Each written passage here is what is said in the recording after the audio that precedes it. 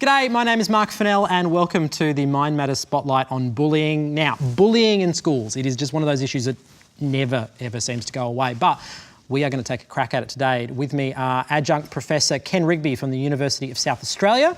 We've got Sandra Craig from the National Centre Against Bullying, Susan McLean from Cyber Safety Solutions and Lyn O'Grady from the Australian Psychological Society. Before we start, I just want a show of hands. Who here was bullied in school? Right, okay, so with that, Susan, is it not just a part of everyday life that everybody has had to put up with? Well, if you had somebody in front of you that thought that way, what would you say to them? That bullying is not an acceptable part of growing up. That no matter what anyone says, words do hurt. They stay with you forever. And I think that it's not part of adolescence. It's not part of school life. It doesn't make you tougher or better or smarter or more resilient because you've been bullied. It is a form of abuse and we need to take it seriously. So do you think we need to change the way we think about bullying as an industry? I think we've got to be very careful with the term because often when you talk to adults about bullying, immediately they do, oh, it's a kid thing. You know, I was bullied when I was a kid and look at me now, I'm big and tough. And we also need to make sure that we don't lump everything in to bullying because there are a lot of behaviours that are mean and nasty and disrespectful, but they're not bullying. So making sure that we use the terminology correctly because otherwise we dilute the seriousness of it. So then, Lyn, how do you break down the definition of what bullying is then? We can talk about three different areas really. So we can talk about overt bullying, which is the physical, obvious kind of bullying that we're perhaps all very aware of and you can see.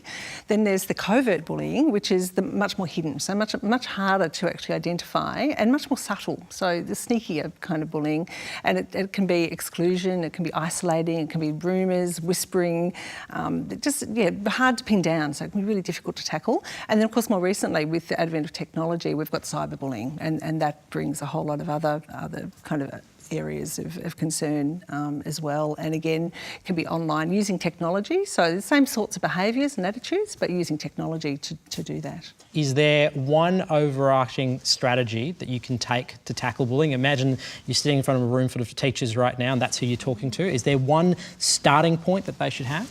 I think the building of relationships within schools has to be really a conscious effort, and I think it has to be built into policies, it has to be built into practices, it has to be built into protocols that teachers agree to following, and you then have people modelling for young people the sorts of behaviours that they want to get back. I think one of the things that again is coming out of a recent study is that the use of circle time, meetings in which students can actually sit around with a teacher and talk about the things that really concern them. Very often bullying comes up. That kind of exercise, meetings of that kind, are very welcome to students. Students say there should be more of them. And they tend to happen in primary school, but not secondary. I think it should happen more at secondary.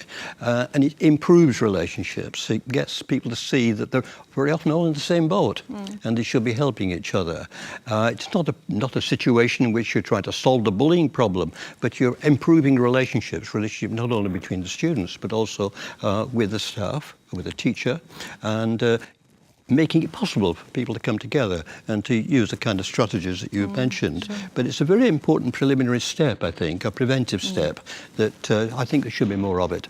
What about when something does go wrong, when bullying has occurred?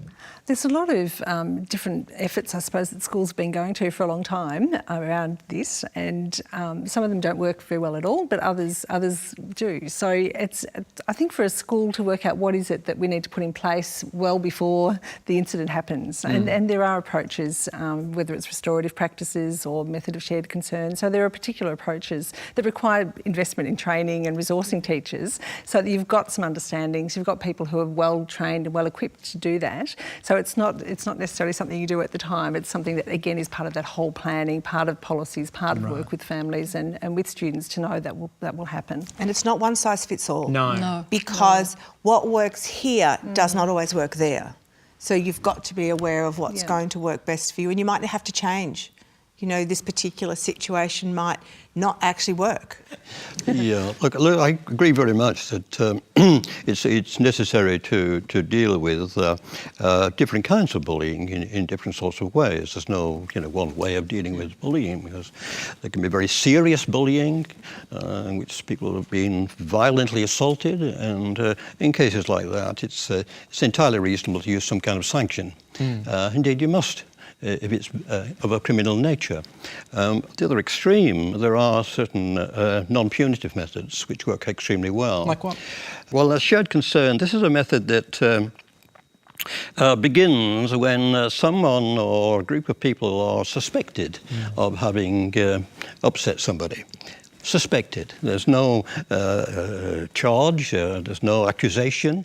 They're invited one by one to talk about the plight of the child that is having a bad time. And rather than accuse these individuals, you say, well, I'd like to talk with you about what's happening and how this person can be helped, because he's really in a bad way. And very often in a one-to-one situation, with the right sort of approach, you can get the suspected bully to come forward with some sensible suggestion.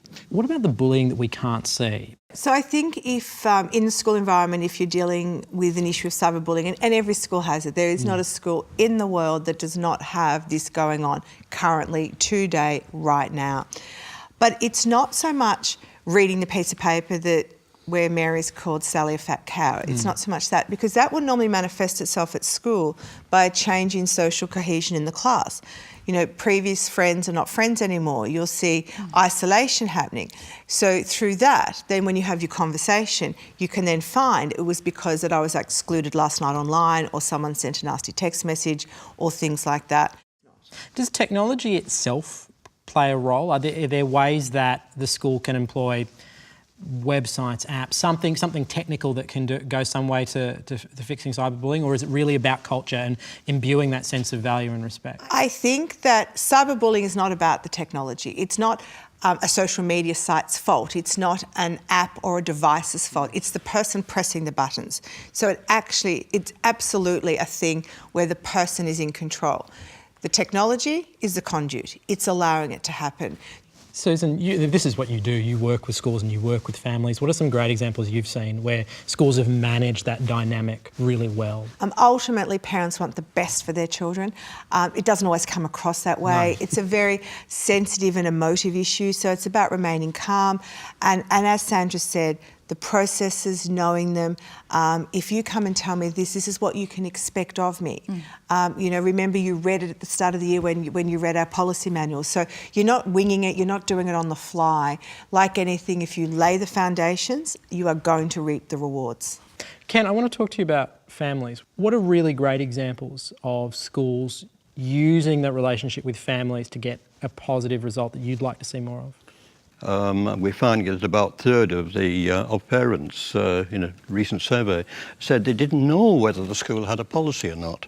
Right. Certainly making sure that every parent knows what it is, and that's important. And the other thing too, of course, is being able to respond to parents. Parents know that the school is taking this seriously and they want input from the parents. If your child is being bullied, then of course the parent should feel very strongly that he or she has a right to go to the school and to get things fixed. It's interesting as far as cyberbullying is concerned, because I think there's been quite a big change recently. At one stage, schools were saying, it's out there, it's nothing to do with us. I think it's really challenging, and it will depend on different schools and different, there are cultural aspects to this. There are different ways that communities and schools will operate within that. I think the whole school approach to really helping staff recognise that parents continue to play a really active role in the lives of young people. So I think there's still some confusion around that. But at the same time, we do need to empower young people, and we do need to help them to be able to make some of their own decisions, make their decisions about what point do they need to seek help. We need to ensure that that they're welcomed in the school and that they're part of the relationship culture, and that's also part of bringing them on board. If there was one last thought you could leave teachers with, assume that they're about to run off to a class right now, one last thought that you could give them, something practical, something that they could do today. You'll all get to answer this, but we'll start with you, Lyn. I think listening to students and being curious about what's going on with them. So relationships, but really listening and believing what they're saying. You got in with relationships first. You're giving them nothing else to go on. Sandra, what's your one? Well, I extend it beyond that and say, I think we all agree, connections with parents, because parents care. I mean, they do actually care enormously compared with sometimes teachers. They're concerned about their own child, and they know a lot about their child, and they do deserve, I think, to be listened to, perhaps more than is the case. So better connections with parents, I think, is very important, as well as better connections with students themselves. All right, that's Ken. Sandra? That was what I was going to say. No, it's really important. Likely story. It's very, very important for teachers and parents both to recognise the signs of bullying in their student or their child and to know what to do. And Susan, the final word to you. Have policy in place, review it, make it well known and use it. Policy alone solves nothing unless it's actively used, and understand that these are real issues for the children in your care and everyone has a role to play. Thank you all so much for talking to us. Really appreciate your time and your expertise. There is tons of resources on this website. Click around, there'll be links. And thank you for watching.